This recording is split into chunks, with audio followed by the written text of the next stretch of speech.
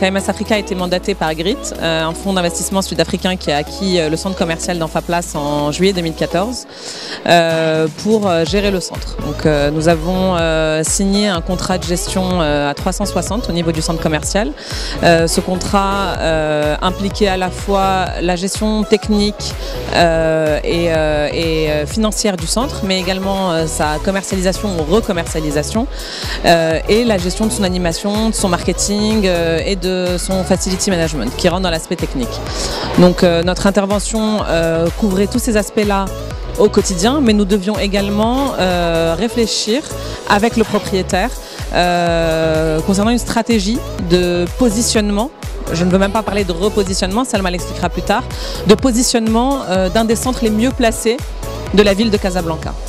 Avec des atouts certains, mais qui à l'époque, au moment où on est arrivé, ne capitalisait pas assez sur ses atouts et ne dégageait pas son potentiel, à la fois pour le propriétaire, mais également pour les enseignes qui avaient fait confiance au centre dès son ouverture en février 2013. Donc en effet, comme l'a expliqué Yasmine, quand on a été mandaté, donc le premier des constats que nous avons effectué en partenariat donc avec le propriétaire, c'était que ce centre souffrait d'un véritable déficit d'attractivité, tant pour les enseignes que pour les visiteurs.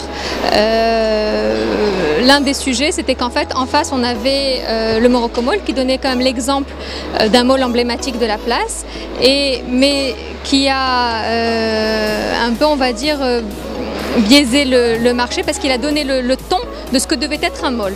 Or, on le sait qu'à l'étranger, à l'international, un mall, ça peut avoir différents formats, ça peut servir différentes occasions de visite, différents types de consommateurs.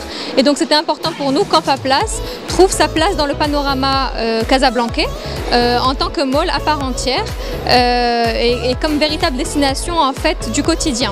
Ce qu'on a remarqué, c'est que les clients du centre commercial étaient des clients fidèles qui venaient dans le centre régulièrement, tous les 10 jours en moyenne, et qui considéraient ce lieu comme un véritable un third place, en fait un troisième lieu entre la maison et le travail. C'est donc un lieu où on venait partager des moments, où on venait passer des moments entre amis, en famille, avec ses enfants.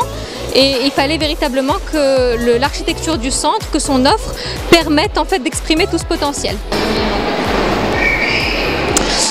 Les impacts de la restructuration d'Enfaplace sont multiples. Le centre est plus beau, plus clair, mais les impacts les plus importants concernent à la fois le trafic et l'attractivité du centre par rapport aux enseignes.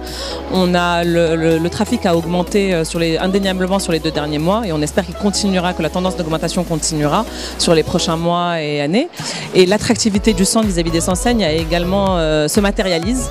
On a réussi à attirer au sein d'Enfaplace des enseignes qui s'installent pour la première fois au Maroc, donc Intimissimi, Calzedonia, Quadro, et puis surtout Alpha 55, l'enseigne iconique de Casablanca qui a décidé d'ouvrir un 2e magasin au Maroc et donc à Enfaplace. Et ça a été pour nous aussi un gage de confiance par rapport au projet de restructuration qu'on est en train de mettre en place. Les travaux de réaménagement sont terminés, mais notre travail, lui, ne l'est pas du tout.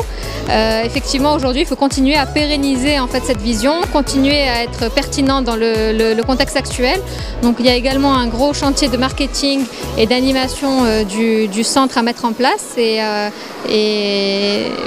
adapter en fait aux différentes saisons et même à l'évolution de la fréquentation d'Enfaplace, à son attractivité vis-à-vis des enseignes, c'est ce qu'on disait tout à l'heure. Donc si on veut continuer sur cette tendance positive dont on a bénéficié là sur les 12 derniers mois et depuis la fin des travaux, on se doit de continuer à œuvrer à la fois à la communication et au marketing, à la bonne tenue du centre tant d'un point de vue technique que facility, et puis surtout à continuer à être le relais du propriétaire vis-à-vis de nos enseignes, du marché.